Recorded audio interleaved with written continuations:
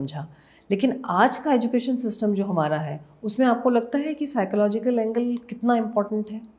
ये पहली बार देख रहा हूँ कि कोई पॉलिसी मेकर भारत में हम्म, राष्ट्रीय शिक्षा नीति में साइकोलॉजी डाला है। हम्म, पहली बार हो रहा है। हम्म, नीतिगत तौर पे ये मिसिंग होता था पहले। हम्म, टीचर या एडमिनिस्ट्रेटर के एंगल से शिक्षा नीति बनती थी ये, लेकिन बहुत मिसिंग इसलिए था क्योंकि बच्चों के मनोविज्ञान के बगैर हम पॉलिसीज बनाते थे। पहली बार इन्होंने रिसर्च किया और समझ में आया कि 8 साल की उम्र तक 65% ब्रेन का विकास हो जाता है।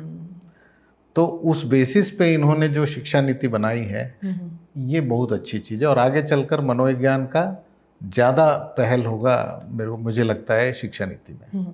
लेकिन एक बहुत ही फेमस एजुकेशनिस्ट ने एक बहुत ही खूबसूरत लाइन कहा है। उनका कहना है कि the great purpose of education is not knowledge but action.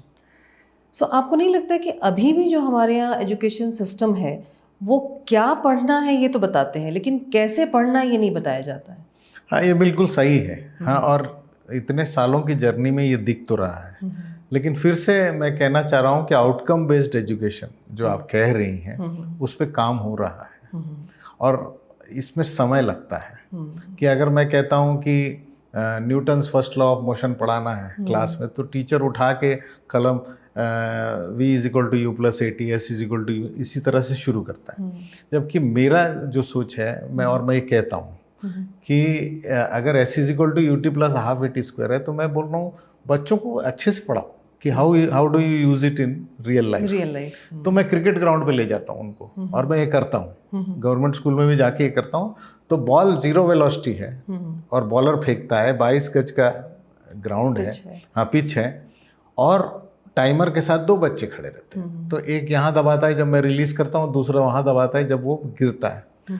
आपके पास सब कुछ है, वी यहाँ पे है, यू यहाँ पे है, टी टाइम पीरियड वो टाइमर दे रहा है, और 22 गज आपका एस है। तो आप निकाल लीजिए। इस तरह की चीज़ें जब तक हमारे पाठ्यक्रम में नहीं इंक्लूड होंगी तब तक प्रॉब्लम रहेगी। क्या? लेकिन एक अलग इसका सिनेरियो ये भी कहा जा सकता है, ये जैसे आपने प्रैक्टिकल नॉलेज की आप बात करें, लेकिन थ्योरी की भी अपनी एक इम्पॉर्टेंस है। अगर हम देखें बाहर की यूनिवर्सिटीज़ में, या बहुत सारी रिसर्च भी ये बोल चुकी है कि सिर्फ थ्योरी भी काम नहीं करेगी, सिर्फ प्रैक्टिकल भी काम नहीं करेगा।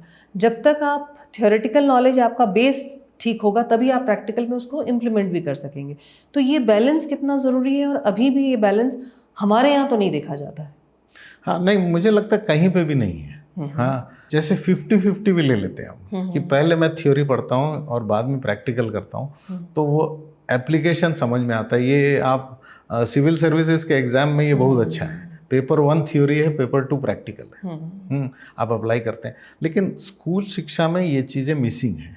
और एनसीईआरटी की किताबें जब तक ये नहीं करेंगी, या राज्य शासन की किताबें जब तक ये नहीं करेंगी, पाठ्यक्रम में ये उपयोग होगा ही नहीं।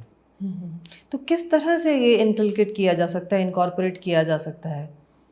2 चीज़ें हैं। एक तो आप अपना पाठ्यक्रम बदलिए, और जैसे हम क्या करते हैं कभी भी प्रैक्टिकल लैब में ले जाके करते हैं जो उसका थ्योरी से कोई संबंध नहीं है। आज मैं कुछ पढ़ रहा हूँ, प्रैक्टिकल कुछ और करता हूँ। इन दोनों को जोड़ना जरूरी है। हाँ, कि मैं वही थ्योरी करूँगा जो जाके प्रैक्टिकल करूँगा। दूसरा है कि परीक्षा के सिस्टम जो हैं वो अगर प्रैक्टिकल नॉलेज को रिवॉर्ड करना शुरू कर दें, ना कि वो जो मैंने किताब में पढ़ा उसको उल्टी करने के बजाय, तो शायद बदल जाए। कि आप रट लें और जा करके बस एग्जाम दे दें।